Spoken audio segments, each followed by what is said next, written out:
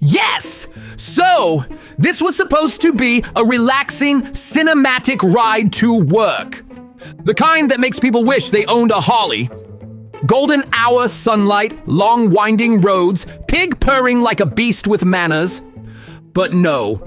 Oh no, beloveds.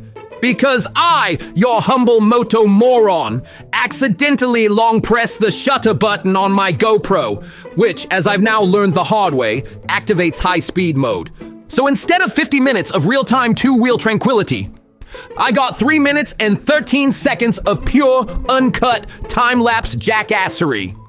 If I'm being honest, Pig deserves better.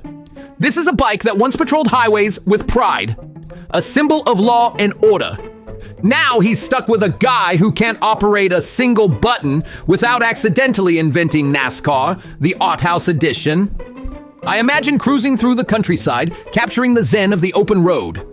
What I actually filmed looks like a nature documentary on fast forward, narrated by a hamster on espresso. It was a gorgeous morning too, the kind you hope to bottle, post, and gloat about online. And what did I get? I got Speed 3 Blur Edition. No Keanu, no Sandra, just a knucklehead and his GoPro. I got the Flash's forgotten Midwest cousin. I got video proof that I can burn through half a tank of gas and an entire ego in under 4 minutes. To top it off, no sound, not a whisper of wind, not a growl from Pig, just the silent judgment of a GoPro that knows it did me dirty. I watched the footage back at work, thinking I had something magical, and instead it looked like I was trying to outrun a tornado made of bees. So yeah, that's episode 1 of Welcome to the Blunderdome.